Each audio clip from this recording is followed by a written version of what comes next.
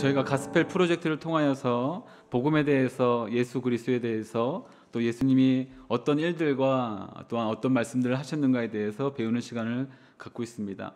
이것을 통하여 우리는 주님 안에서 가질 수 있는 참된 소망과 또 풍성한 생명을 누리는 시간을 갖지요. 예수님께서 우리와 동일하게 세례를 받으셨습니다. 참 이 부분을 통해서 우리가 세례를 왜 받아야 되는지 알 수 있는 좋은 시간인 것 같습니다. 혹시 자녀들 가운데 그리고 이 자리에 계신 분들 중에 나는 아직 확신이 없습니다 라고 고민하시는 분들이 계시다면 세례를 받으면 확신이 생긴다고 저는 믿습니다. 그래서 세례를 받음으로써 우리가 가질 수 있는 확신 가운데 나갈 수 있기를 간절히 바라고요. 세례를 받고 나신 이후에 성령의 충만함을 경험하시고 예수님도 시험을 받으셨습니다. 이 시험을 받으실 때 주님께서 이기셨던 것은 기록된 하나님의 말씀이었습니다. 새로운 하나님의 말씀이 아니라 뭔가 그 시간 주셨던 어떤 예언자적인 하나님의 말씀이 아니라 기록된 하나님의 말씀으로 그 시험을 이겨냈다는 것을 우리는 기억해야만 될 것입니다. 그렇다면 우리가 기록된 하나님의 말씀, 특별히 이 성경을 주의 깊게 보고 계속해서 보고 또한 가능하다면 암송해야 되는 이유가 분명하겠지요. 예수님은 물러가라 라고 말씀하지 않고 기록된 바 하나님의 말씀을 갖고 그 마귀들을 이겨내셨습니다. 그렇다고 한다면 우리도 열심히 성경을 보고 또 암송하고 주님 말씀 앞에 나가야 될 것입니다. 그렇게 공생애를 시작하시고 난 다음에 처음으로 행하셨던 일이 무엇인가? 요한복음에 따르면 요한복음 2장에서는 성전을 청결케 하시는 작업을 하셨다고 성경에 나오고 있습니다. 예수님이 유월절을 지키기 위해서 예루살렘에 올라가십니다. 예루살렘에 올라가시고 나서 성전에 들어가시자마자 그 성전 안에 있었던 돈을 바꾸는 자들과 그리고 그 재물들을 파는 이들을 혼내시고 또 물리치셨지요. 이때 당시에 유월절과 같은 절기 가운데 수많은 이 절기를 지키기 위한 사람들이 몰려들었다고 합니다.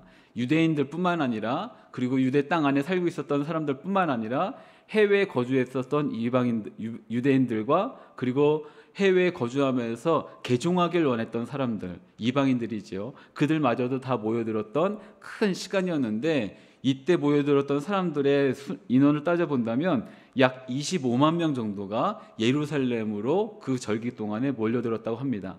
그렇다고 한다면 제물을 드려야 되는데 제물을 드려진 양의 숫자가 얼마만큼이었는가? 무려 100만 마리 정도 된다고 합니다. 어마어마한 숫자의 제물이 바쳐졌고 굉장히 많은 사람들이 이곳 가운데 몰려들었다는 것을 볼 수 있지요. 그렇다고 한다면 이것을 위해서 자신의 이득을 꾀하려고 하는 이들이 없었겠는가? 있었습니다. 그것도 누구냐면 성전 안에서 이제 해외에서 왔던 사람들이라고 한다면 돈을 바꿔야 되겠죠. 환전상들과. 근데 이 환전상들이 단순하게 유대 땅에서 통존되어지는 돈으로 환전한 것이 아니라 성전 세겔이라고 하는 것을 환전해 준 것입니다. 성전에서만 사용할 수 있는 돈, 성전에서 그 돈으로만 환전해야지만 성전에서 바쳐질 수 있는 재물을 살 수 있는 돈으로 환전하는 것이죠. 엄청난 폭리를 취했던 것으로 보여지게 되고 이 재물을 취하는 재물로 바쳐지는 사람들 가운데 이 재물을 판단하는 사람들이 대제사장들과 레위 사람들이었다고 한다면 이 재물을 파는 사람들과 환전상들과 제사장들과 레위인들이 결탁이 되어져서 이 재물을 합당치 않다라고 퇴짜를 놓으면 성전 안에서 파는 재물들만 살 수밖에 없었겠지요. 그러다 보니 아마 이 안에서 돈을 파는 사람들과 그리고 돈을 바꿔주는 사람들, 재물을 파는 사람들은 제사장들이나 아니면 레위 사람들의 하수인 아니면 경제적 이익을 관리하고 도모했던 중간 하수인 정도로 보여집니다. 공급은 독점적으로 이루어졌고 뭔가 사람들로부터 엄청난 이익을 취했던 이들 가운데 예수님이 분노하신 것이지요. 그리고 그 분노로 말미암아 그 있었던 이들을 내쫓으셨습니다. 근데 기억해야 될 것이 예수님께서 성전에 처음 들어오셨던 것은 13세 때였습니다. 13세 예루살렘에 방문하시고 난 다음에 무려 17년 동안이나 그것을 보셨습니다. 그런데 13세 처음 보시자마자 성전을 뒤엎으신 것이 아니라 하나님이 아버지의 집인 것을 알고 그리고 하나님에 대한 자신의 소명에 대한 사명에 대한 영적 각성이 일어나고 난 다음에 바로 그 일을 행하신 것이 아니라 무려 17년이라는 시간 동안을 그냥 기다리셨습니다. 왜냐하면 하나님이 말씀하신 때가 되지 않았기 때문이죠. 이것은 우리가 봐야 될, 배워야 될 예수님의 겸손이고 인내입니다. 우리는 당위성을 갖고 분노를 발하기 쉽습니다. 하나님의 뜻이라고 말하면서 분노를 발하기 쉽지만 예수님은 하나님이 말씀하신 그때 타이밍에 이르기까지 정확하게 기다리십니다. 뭔가 분노가 일어나고 아니다라고 생각되어진다 할지라도 자신의 뜻과 자신의 어떤 계획대로 하시는 것이 아니라 철저하게 하나님 아버지의 순종하셨다는 모습을 보면서 우리도 그 인내와 순종 그리고 겸손을 배우기를 간절히 바랍니다. 그리고 난 이후에 남은 6월절 기간 동안에 예루살렘 안에서 여러 표적들, 기적들을 행하셨다라고 2장 마지막 부분에서 나옵니다. 이 표적들이 무슨 기적이었을까? 눈먼 자들을 눈을 뜨게 하고 저는 자들을 걷게 하고 나병원 자들을 깨끗게 하시는 그런 놀라운 표적들을 보이시지 않았을까요? 그렇기 때문에 성전을 청결했을 때 제사장들과 레위 사람들로부터 적이 될 만한 그 일을 행하셨음에도 불구하고 그것으로부터 보호해 줄 수 있는 방패막이 되지 않은 그런 표적들을 행하셨을 거라고 여겨집니다. 이런 상황 가운데 오늘 읽은 우리 1절 말씀 니고데모가 찾아오게 됩니다. 우리 1절 말씀 1절 2절 말씀 함께 다시 읽도록 하겠습니다. 1절과 2절 말씀입니다. 시작. 바리새파 사람들 중에 니고데모라는 사람이 있었는데 그는 유대 공회의 지도자였습니다. 그가 밤에 예수를 찾아와 물었습니다. 랍비여, 우리는 당신이 하나님께로부터 오신 선생님인 것을 알고 있습니다. 하나님께서 함께 하시지 않는다면 선생님이 행하신 그런 표적들을 아무도 행할 수 없기 때문입니다. 이제 니고데모라고 하는 사람이 찾아오는데 이가 바리새인이었다라고 말합니다. 이 바리새인에 대해서 우리는 너무 부정적인 나쁜 이미지만 갖고 있지만 실제로 성경과 이 당시의 문화 안에서는 바리새인은 굉장히 경건을 추구하는 그 집단이었고 그리고 굉장히 명망 있는 덕망을 받고 있는 존경을 받는 무리들이었습니다. 바리새인은 아니다 할지라도 바리새파와 같은 경향성, 그 영향력 아래 있었던 사람들이 굉장히 많이 있었다는 것을 우리는 기억해야만 될 것입니다. 우리가 사도 바울을 잘 알고 있죠. 사도 바울도 바리새파 출신이었고요. 그리고 우리가 베드로라 한다 할지라도 베드로가 바리새파는 아니었지만 사도행전 10장을 보면 그가 고넬료를 만나는 어떤 환상의 인도함을 받을 때 내가 어릴 때부터 나을 것, 그러니까 정결에 대한 음식법을 철저하게 지켰다라고 하는 말을 보게 됩니다. 이 말은 그가 바리새파적인 어떤 영향력 안에서 경건주의를 행하고 있었다는 것을 의미합니다. 그만큼 바리새파가 갖고 있었던 영향력이 굉장히 크다는 이야기이죠. 그런데 그가 바리새파일 뿐만 아니라 공회 지도자라고 합니다. 공회 지도자라고 하는 것이 무엇이냐면 우리가 사내들인 공회라고 하는 말을 아마 들어보셨겠죠. 그 당시에 유대의 자치행정기구였는데 70명 혹은 71명 혹은 72명 정도로 구성된 그 당시에 최고 의결기관이었습니다. 판단도 하고 어떤 회의도 하고 하는 기관이었죠. 적당히 연륜도 있었을 것이고 바리새인이어서 굉장히 존경을 받는 사람이었을 것이고 그리고 공회의 일원으로서 지도자격에 해당하는 사람이 니고데모가 예수님을 밤에 찾아왔다는 것이죠. 근데 밤에 찾아왔다는 것이 우리가 생각하는 것과 같이 몰래 숨어서 찾아왔다는 것만으로 보기는 좀 어렵습니다. 왜냐하면 이 당시에 랍비 문화 가운데 밤을 새도록 토론하고 이야기하는 것이 있었기 때문에 그런 의도에서 왜냐하면 니고데모가 찾아와서 랍비어라고 선생님을 칭하고 있는 모습을 보면 아무도 무언가에 대해서 이렇게 이야기를 나누고자 밤에 찾아왔던 것으로 볼 수도 있겠지요. 밤에 찾아왔던 것보다 더 중요한 것은 니고데모가 어떻게 예수님을 찾아왔는가에 더 중점을 둬야만 됩니다. 왜냐하면 바리새인이고 공회 지도자이고 존경받고 나이가 훨씬 많고 그런 어떤 리더인 이 니고데모가 갈릴리 그것도 나사렛 출신의 커리어도 없고 스펙도 없고 젊은 예수님을 찾아왔다는 것 자체가 일단 이상한 것입니다. 어떻게 니고데모가 왜 예수님을 찾아왔을까에 대한 궁금증이 일어야만 되겠죠. 아마도 그 안에 자리 잡을 수 있었던 편견을 깨부술 수 있는 확신을 인도하는 힘이 필요했을 것으로 보여집니다. 왜냐하면 예수님이 보이시는 행동이 극과 극이거든요. 성전을 청결케 했던 이른바 유대 지도자들 입장에서 본다면 성전을 회방하는 일이 있었던 것이고 또 반대면으로는 엄청난 기적들, 표적들을 행하시는 모습을 보였기 때문에 이 둘 사이에서 딜레마가 있었을 거라고 보여집니다. 그런데 아마도 니고데모가 그런 끝에 예수님을 찾아왔다는 것이 굉장히 고심하면서 진실성을 갖고 있는 사람일 뿐만 아니라 예수님이 보여줬던 표적들의 증거이기도 하겠죠. 진짜이기 때문에, 현실이기 때문에 니고데모가 예수님을 찾아왔던 것으로 보여집니다. 그때 그를 찾아온 예수님에게 니고데모에게 예수님이 이렇게 대답을 하시지요. 말씀을 건네십니다. 3절 말씀입니다. 우리 3절 말씀 함께 읽도록 하겠습니다. 예수께서 그에게 이렇게 말씀하셨습니다.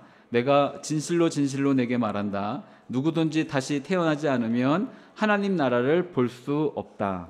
아멘. 내가 진실로 진실로 내게 말한다 라고 말하고 있습니다. 이 말 한마디로, 이 첫 문장으로 말미암아 이 말씀이 예수님이 하신 말씀이라는 걸 우리가 알게 됩니다. 왜냐하면 비유사성의 원칙이라는 것이 있는데 이 당시에 어법과 다른 어법을 사용하시기 때문에 성경 안에서 예수님이 하신 말씀인지 아닌 말씀인지를 찾아내는 유일한 방법 중에 하나가 이 비유사성의 법칙입니다. 왜냐하면 이 당시에는 이 진정으로 진정으로, 정말로 정말로, 진실로 진실로 번역한 이 단어가 우리가 기도 끝에 붙이는 아멘입니다. 그러니까 내가 아멘 아멘 말하노니 이렇게 예수님 말씀하신 것인데, 이 당시에 랍비들 아니면 특별히 선생님들은 어떠한 말 끝에 한 번 아멘을 붙입니다. 이 말을 통하여서 나는 정말 그것을 원한다라는 것이죠. 제가 만약 누군가를 만나서 내가 오늘 당신에게 저녁을 사고 싶습니다. 아멘 하면 진짜라는 거예요. 정말로 그러고 싶다는 것입니다. 그런데 이걸 완전히 뒤집으시죠. 예수님이 아멘 아멘, 나는 오늘 당신에게 밥을 사고 싶습니다. 한 번도 아니라 두 번을, 끝에도 아니라 처음에 하셨다는 것을 보아서 예수님이 말씀이구나는 우리가 알게 됩니다. 이렇게 예수님이 말씀하시는데 이 말씀이 무슨 말씀이냐면 내가 다시 태어나지 않으면 이릅니다. 내가 다시 태어나지 않으면, 이 다시라고 하는 단어가 두 가지 의미로 사용되게 되는데 여기 번역한 대로 again, 다시라는 것과 from above라고 하는 위로부터라는 의미가 있습니다. 위로부터라든가 아니면 다시라든가 라는 의미가 있는데 니고데모가 이 단어를 알아들었는지 못 알아들었는지 잘 모르겠습니다. 명확하진 않지만 니고데모라고 하는 이 이름 자체가 헬라식 말이기 때문에 아마 이 뜻에 대한 명확한 구분을, 문맥상의 그 의미를 파악하지 못했을 거라고 보여지진 않지요. 다만 의도적으로나 아니면 회피하고 싶은 마음에서 어떻게 그런 일이 가능합니까? 라고 4절에 그가 니고데모가 예수님께 물어봅니다. 니고데모가 예수님께 물었습니다. 나이가 들어 늙은 사람이 어떻게 다시 태어나겠습니까? 태어나려고 어머니의 뱃속으로 다시 들어갈 수 없지 않습니까? 라고 하니 예수님이 이 말씀이 어떤 의미인지에 대해서 풀어서 말씀하시는 것이 5절부터 8절까지 말씀입니다. 우리 5절부터 8절 말씀은 함께 한 목소리로 다시 읽도록 하겠습니다. 시작. 예수께서 대답하셨습니다. 내가 진실로 진실로 내가 말한다. 누구든지 물과 성령으로 태어나지 않으면 하나님 나라에 들어갈 수 없다. 육체에서 난 것은 육체이고 성령으로 난 것은 영이다. 다시 태어나야 한다라고 말한 것을 너희는 이상히 여기지 말라. 바람은 불고 싶은 대로 분다. 너는 그 소리를 듣지만 바람이 어디서 오는지 어디로 가는지 알지 못한다. 성령으로 태어난 사람도 모두 이와 같다. 이 예수님의 말씀을 통하여서 다시 태어난다는 것이 어떤 의미인지를 우리가 세 가지 정도로 살펴볼 수 있는 것 같습니다. 첫 번째는 물과 성령으로 태어나는 것이지요. 물과 성령으로 말미암아 하나님 나라를 볼 수 있다는 것이고, 반대로 물과 성령으로 말미암지 않고는 하나님 나라를 볼 수 없다는 것을 설명하고 있기도 합니다. 이사야 44장 3절에 이렇게 말씀이 있습니다. 이사야 44장 3절에 말씀이 있는데 함께 읽도록 하겠습니다. 시작. 내가 메마른 땅에 물을 주고 마른 바닥에 시냇물이 흐르게 하듯이 내 자손에게 내 영을 주고 내 후손에게 내 복이 흐르게 하겠다. 아멘. 이 말은 성령과 물과 성령으로 말미암아 우리가 어떻게 변화가 되게 될 것인지, 어떻게 하나님의 선물과 그 놀라운 은혜들을 경험해야 될 것인지를 알려주고 있을 때 물과 성령이라는 단어가 함께 나온다는 것을 알려준 대표적인 구절 말씀이기도 합니다. 또 한 구절 찾도록 하겠습니다. 에스겔 36장 25절에서 27절까지의 말씀 함께 다시 읽도록 하겠습니다. 시작. 내가 너희 위에 깨끗한 물을 뿌릴 것이니 너희는 깨끗해질 것이다.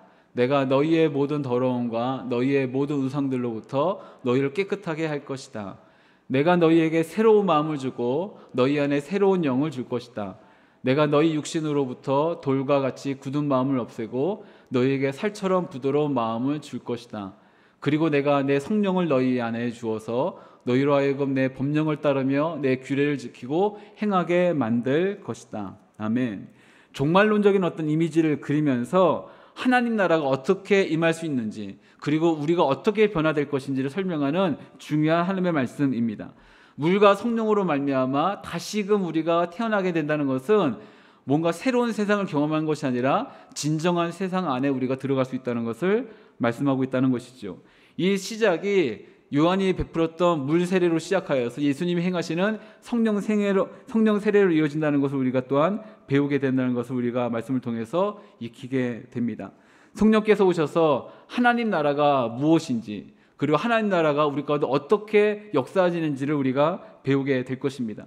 성령께서 오셔서 예수님이 어떤 분이신지, 또한 우리가 어떤 상태에 있었는지, 참된 의에 이르기 위해서는 무엇을 해야 되는지, 그리고 심판이 무엇인지를 알게 될 것입니다. 요한복음 16장에 따르면 예수님께서 이제 자신이 떠나실 것을 두려워하는 제자들 가운데 걱정하지 마라, 두려워하지 마라, 그리고 내가 또 다른 보혜사를 아버지께로부터 너희를 보내는 것을 기도할 것이다. 그러면 오히려 그가 너희에게 오는 것이 유익이다라고 말씀하시면서 성령의 사역에 대해서 말씀해 주시는 부분이 요한복음 16장 8절부터 11절까지 나옵니다. 요한복음 16장 8절부터 11절까지 나오는데요. 같이 읽도록 하겠습니다. 시작. 보혜사가 오시면 죄에 대해, 의에 대해, 심판에 대해 세상을 책망하실 것이다. 죄에 대해라고 한 것은 사람들이 나를 믿지 않기 때문이요, 의에 대해라고 한 것은 내가 아버지께로 가므로 너희가 다시는 나를 볼 수 없기 때문이요, 심판에 대해라고 한 것은 이 세상의 통치자가 심판을 받았기 때문이다. 아멘. 거듭난다는 것은 물과 성령으로 다시 태어나는 것입니다. 그리고 하나님 나라를 보는 것이고, 죄가 무엇인지 아는 것이고, 의가 무엇인지 아는 것이고, 심판이 무엇인지를 아는 것이지요. 그래서 하나님 말씀대로 살아가길 원하는 간절한 열망이 생기는 것이고, 이를 통하여서 우리의 잘못된 죄된 습관들, 우리 안에 남겨져 있는 여전히 남아있는 세상에 대해서 고침을 받고 하나님 나라에 들어갈 수 있는 귀한 시간을 갖는 것이 물과 성령으로 다시 태어나는 것이라고 말씀하고 있는 것이죠. 저는 이 성령의 충만함이 우리 가운데 있기를 간절히 바랍니다. 기독교는 자기의 의지를 발달하고 교육시키는 곳이 아닙니다. 내가 할 수 있어 라고 말하면 뭔가 다짐 속에서 좋은 생각을 갖고 나아가는 그런 긍정적인 집단을 만드는 것이 아닙니다. 철저하게 나는 할 수 없다는 자기 부인과 자기 부정이 필요합니다. 죄에 대해서 분명히 아는 것이 기독교의 시작이지요. 그러나 이것으로 끝나는 것은 세상 종교에서도 할 수 있다고 한다면 그것을 완벽하게 극복할 수 있는 참된 의에 대해서 알려주는 것이 기독교이지요. 하나님의 은혜입니다. 인간의 노력이 아닌, 인간이 행한 어떤 일에 대한 보상이 아닌 하나님의 은혜로만 우리가 가능하다는 것을 배우게 됩니다. 두 번째, 거듭난다는 것의 의미는 말 그대로 다시 태어나는 것입니다. 예수님이 계속해서 거듭해서 말씀하는 것이 무엇이었냐면 다시 태어나는 것이다. 다시 태어나는 것이다. 이 말을 조금 편한, 조금 쉬운 말로 바꾼다면 처음부터 다시 시작하는 것이지요. 처음부터 다시 시작하는 것입니다. 아모스 말씀 찾아서 보겠습니다. 아모스 7장 7절 8절 말씀 보시면 아모스 7장 7절 8절 말씀 함께 읽겠습니다. 시작. 또 주께서 내게 이것을 보여주셨다. 주께서 손에 다림줄을 들고 수직으로 쌓은 담 옆에서 담이 반듯한지 살피며 서 계셨다. 여호와께서 내게 물으셨다. 아모스야, 무엇이 보이느냐? 내가 대답했다. 다림줄이 보입니다. 그러자 주께서 말씀하셨다. 내가 내 백성 이스라엘 가운데 다림줄을 세워서 그들을 살필 것이다. 내가 더 이상 그들을 용서하지 않을 것이다. 이 다림줄이라는 것이 무엇이냐면 건물을 건축하며 올라갈 때 이게 수직으로 떨어진 추가 있습니다. 근데 거기에 수직으로 그은 선이 있지요. 이 수직으로 그은 선에 일치하지 않으면 수평이 벗어났다는 것입니다. 쌓아서 올라가는데 추가 그 선에서 벗어나면 수평을 이루지 못하고 삐뚤어졌다는 이야기죠. 건축물을 지을 때 쓰는 것이 이 다림줄이라는 것인데, 이 올라가다 보니까 조금 잘못된 걸 발견한 겁니다. 점점점 수직에서 벗어나게 된 것을 확인하게 된 것이죠. 그렇다면 어떻게 해야 되겠습니까? 어디서부터 잘못되는지 알아서 그때부터 무너뜨리고 하겠습니까? 아닙니다. 건축할 때 그렇게 하면 큰일 납니다. 다 무너뜨리고 처음부터 다시 지어야 됩니다. 기반에서부터 다시금 차근차근 올라야지 그 건물이 안전한, 그리고 흔들리지 않는 건물이 되라는 것이죠. 신앙은 내 인생에 있어서 조금 어긋나고 조금 잘못되고 조금 부족한 면을 알아갖고 그것을 채우기 위한 방법을 배우는 것이 아닙니다. 신앙은 우리 인생에 완전히 어긋나 있어서 수직을 갖고 올라가야 되는데 그러지 못한 우리 인생 가운데 어쩔 줄 몰라하는 우리를 위해서 이 인생 자체를 무너뜨리시고 처음부터 시작까지 하나님의 손길을 이해하고 받아들이는 것이 신앙이죠. 왜냐하면 하나님은 우리 인생의 유일한 그리고 완전한 건축가이시기 때문입니다. 그분은 우리 인생의 유일한 건축가이십니다. 우리 인생의 설계도와 우리의 삶의 완전한 끝을 아시는 분이십니다. 그렇기 때문에 우리의 삶을 다뤄주시고 인도해 주시는 분이라는 것을 알게 되죠. 그분께서 이렇게 말씀하십니다. 잘못된 너의 인생을 고치길 원하는데 이것에 가장 필요한 방법은 무엇인가? 처음부터 다시 시작하는 것이다. 주님께만 도면이 있습니다. 주님께서만 우리의 완성된 그 마지막 그 완성된 작품을 아십니다. 그렇다면 우리가 해야 될 것이 무엇이냐면 그분께 우리의 삶을 온전히 내어드리는 것이겠죠. C.S. 루이스라고 하는 분이 이런 말을 남겼습니다. 하나님께서 성도들의 삶 가운데 하시는 말을 이렇게 설명했는데요. 여러분의 집이라고 한번 상상해 보십시오. 하나님께서는 그 집을 개조하고 계십니다. 하나님께서 하시는 일은 처음에는 충분히 이해할 수 있습니다. 우선 막힌 하수도를 뚫습니다. 비가 새고 있는 지붕을 고치십니다. 이런 일들은 필요한 작업이라고 어쩌면 여러분들도 충분히 수긍하고 있을 것입니다. 그런데 요즘 하시는 일은 도대체 전혀 이해가 가지 않습니다. 전체 구조 자체를 뜯어 고치시고 이제는 기초까지 손을 대시는 것이 아니겠습니까? 도대체 무슨 일을 하는지 이해할 수가 없습니다. 거기다가 무엇보다 너무나 아프고 힘듭니다. 그런데 하나님께서는 우리가 상상하는 것과는 다른, 근본적으로 다른 집을 건축하고 계십니다. 우리가 생각했던 집은 예쁜 집이었는데 주님께서 짓고 계신 집은 궁전이기 때문에 그렇습니다. 이유는 하나님이 우리 안에 들어와서 함께 사시려고 하기 때문이죠. 우리 몸이 성전이라고 한다면, 주님께서 우리와 함께 하시길 원하신다면 주님은 우리의 근본부터 처음부터 완전히 뜯어 고치시는 작업을 하실 것이지요. 주님께서 이렇게 말씀하십니다. 처음부터 다시 시작하자. 이대로 가면 무너질 것이 뻔한데 어떻게 그냥 내버려 두시겠습니까? 주님께서 이렇게 말씀하시면 내가 너의 안에 들어가길 원하고 내가 너와 함께하길 원하고 내가 너의 시간 안에 너의 모든 계획 가운데 내가 주인으로서 내가 왕으로서 너와 함께하기를 원한다. 이전에 아주 오래전에 개봉했던 영화 중에 에어포스 원이라고 하는 영화가 있었습니다. 혹시 보신 분들이 있으실지 모르겠는데 이제 공군 장교 출신인 대통령이 어려움을 갖고 그 에어포스 원 비행기를 타고 여객기를 타고 가다가 공격을 받아서 나중에 맨 끝에는 화물 비행기에 옮겨 타게 되는데요. 그때 화물 비행기에 옮겨 타면서 그 기장이 통신을 합니다. 이제 그 안전하게 옮겨 탔다라고 하는 말을 함축된 말로 이렇게 표현했는데 그때 대사가 뭐였냐면 이제 이 비행기는 이 여객선은 이 화물선은 에어포스 원이 됐다라는 것이죠. 그 비행기가 지금까지는 화물을 날랐던 비행기를 할지라도 그 가운데 프레지던트 대통령이 타면 에어포스 원이 되는 것입니다. 비행기가 에어포스 원인 것이 아니라 그 안에 누가 탔느냐가 그 비행기의 존재를 말한다는 것이겠죠. 사랑하는 여러분, 주님께서는 우리와 함께 하시기를 원하십니다. 우리 안에 들어와 사시기를 원하신다는 것이죠. 그러기 위해서는 처음부터 다시 시작하는 것이 필요합니다. 세 번째, 거듭남의 세 번째 의미는 아까 설명한 위로부터 태어나는 것을 의미하겠죠. 이 세상에 존재하는 모든 종교들은 방법이 다 똑같습니다. 이 땅에서부터 하늘로 올라가려는 노력입니다. 이 땅에서 있는 업적을 짓고 뭔가 그럴 만한 어떤 착한 일들을 행하고 선한 무언가를 행하고 자선을 베풀고 구제를 하고 봉사를 하고 예배를 많이 드리고 착하게 사는 그런 일들로 말미암아 하늘에 닿을 수 있다, 구원을 받을 수 있다라고 주장하는 것이, 하물며 이슬람에서 자기 생명을 바쳐서 구원을 받을 수 있다라고 말하는 것이 바로 종교입니다. 그리고 이 세상에 말하는 어떤 원리이죠. 창세기 보면 바벨탑 사건이 나옵니다. 사람들이 모여서 우리가 하늘 끝까지 닿자. 그래서 우리가 닥칠 수 있는 어려움과 위험에서부터 벗어나자라고 말합니다.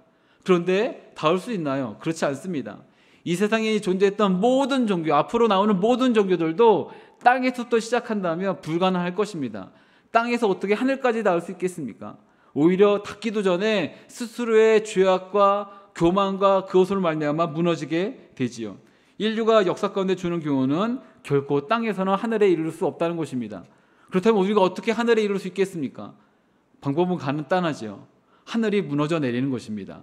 우리의 옛 표현 중에 하늘이 무너져 내렸다라는 말이 있는데 정말 하늘이 무너져 내리면 되는 일입니다. 그러나 어떻게 손해보면서까지 그런 일들이 가능하겠습니까? 절대자인 초월자가 어떻게 그런 일까지 행하겠습니까? 그런 일들이 불가능하다라고 여기기 때문에 지금까지 모든 종교는 늘 땅에서부터 하늘에 이르는 방법을 강구해 왔습니다. 그런데 성경은 정반대의 이야기를 합니다. 하늘이 무너져 내렸다는 것이죠. 하늘이 무너져 내렸습니다. 하나님께서 세상을 이처럼 사랑하사 그의 아들, 유일하신 아들을 우리 가운데 보내주셨다라고 말하는 것입니다. 그래서 그를 믿는 모든 자들마다 누구든지 영생을 얻는 것이라고 말씀해 주시지요.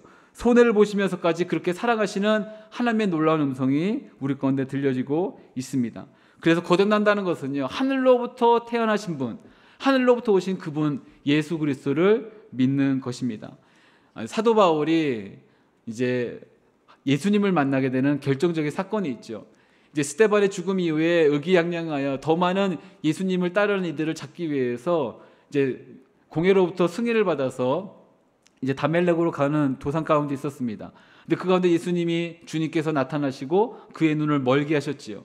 이제 다메섹으로 누구 손에 끌려 들어간 다음에 아나니아라고 하는 그 예수님의 제자가에게 환상이 나와져서 이제 너는 사울에게 찾아가라. 그가 지금 그를 통해서 내가 큰 자를 만들겠다라고 하는 음성을 듣고 찾아갑니다. 그리고 아나니아를 만나고 난 이후에 그가 다시 눈을 뜨게 됩니다.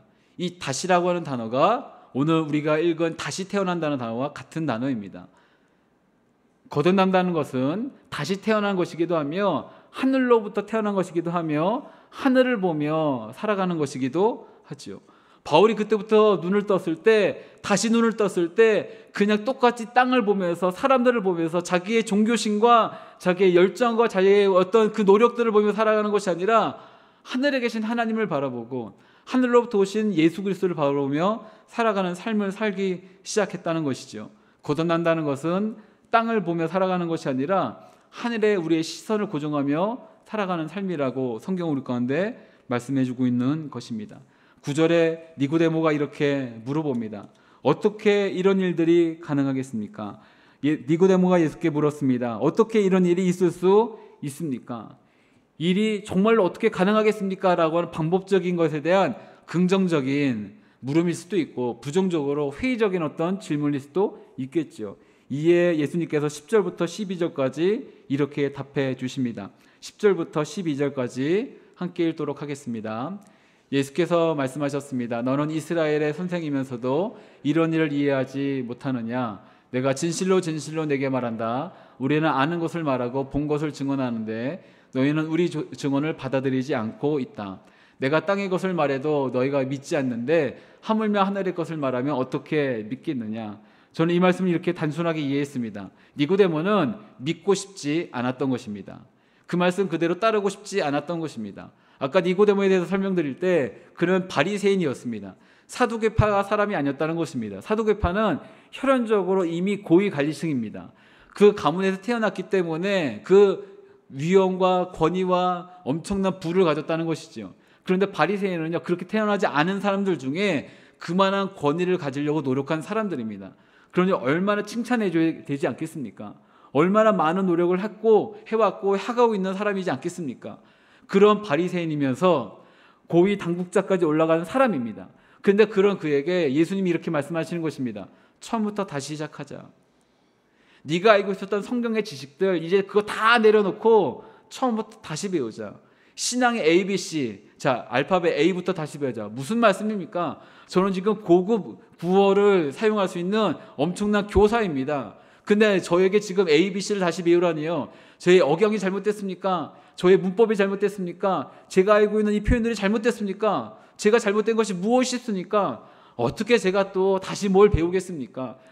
제가 그런 일을 가능하겠습니까? 아니, 하고 싶지도 않습니까? 제가 목사입니다. 제가 집사입니다. 제가 권사입니다. 제가 장로입니다. 어떻게 제가 다시 신앙의 ABC를 하겠습니까? 제가 무슨 그런 일들을 하겠습니까? 예수님이 이렇게 말씀하십니다. 처음부터 다시 배우자. 처음부터 다시 배우자. 하나님께서 우리 가운데 지금 이 순간 하시는 음성이 아닐까요?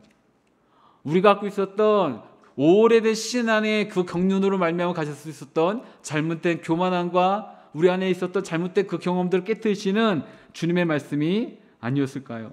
이 수많은 기적을 보고도 아름다운 주님의 말씀을 듣고도 변화되지 않는 우리에게 주님께서 이렇게 또한 말씀하십니다. 13절부터 15절까지 말씀 함께 읽겠습니다. 13절에서 15절입니다. 시작. 하늘에서 내려온 사람 곧 인자 외에는 하늘로 올라간 사람이 없다. 모세가 광야에서 뱀을 들어 올린 것 같이 인자도 들려야 한다. 그것은 그를 믿는 사람마다 영생을 얻게 하려는 것이다. 모세가 광야에서 뱀을 든 것 같이 인자가 들려질 때, 이 사건은 민수기의 21장에 나오는 사건을 의미하고 있습니다. 민수기에서 광야에 백성들이 패역하고 그 마음 가운데 교만함이 들어서 하나님께 원망하고 그렇게 나아갔을 때, 진영 가운데 그들이 살고 있는 그 진영 안에 하나님께서 불뱀, 독사 얘기했죠.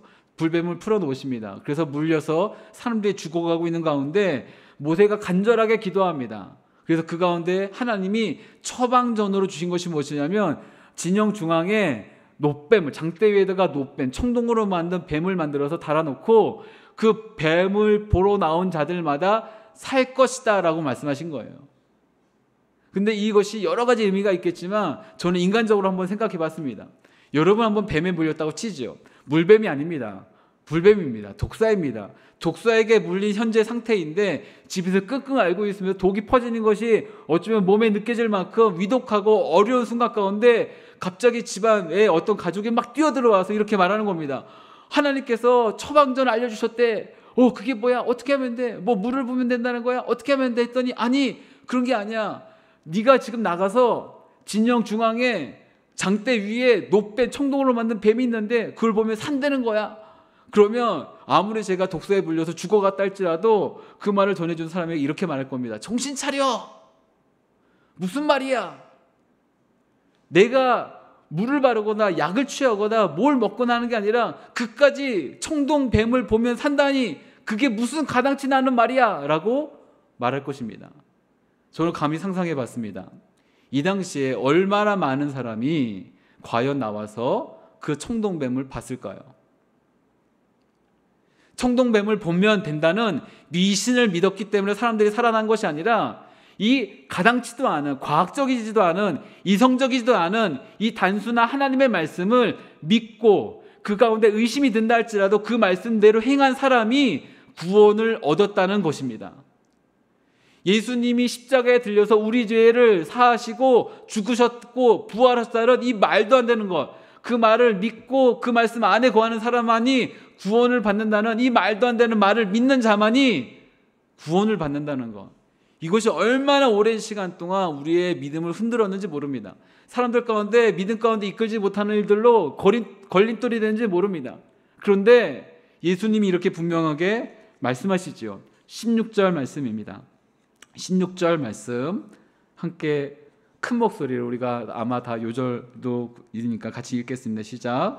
하나님께서 세상을 이처럼 사랑하사 독생자를 주셨으니 이는 그를 믿는 사람마다 멸망하지 않고 영생을 얻게 하려는 것이다. 아멘.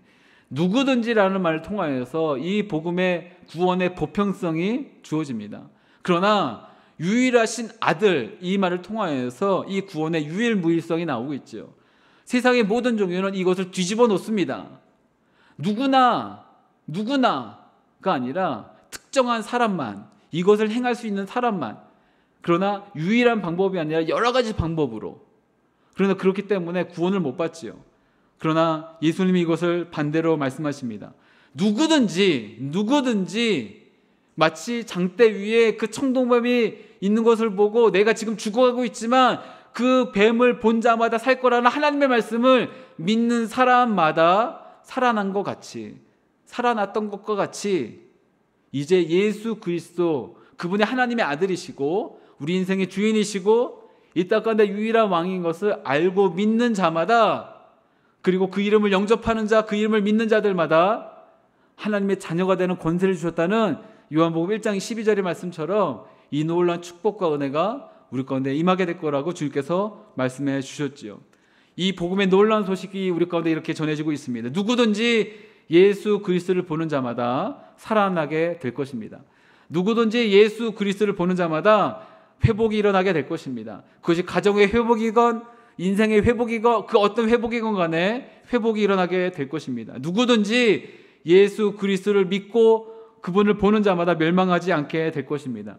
누구든지 예수 그리스도를 보는 자마다 영원한 생명을 얻게 될 것입니다. 아멘. 우리가 이 놀라운 은혜 가운데 동참된 것을 감사하면서 믿음으로 우리의 삶을 온전히 내어드리면서 성령의 충만함과 성령의 세례를 구하면서 나가는 이번 한 주간 되기를 간절히 바랍니다.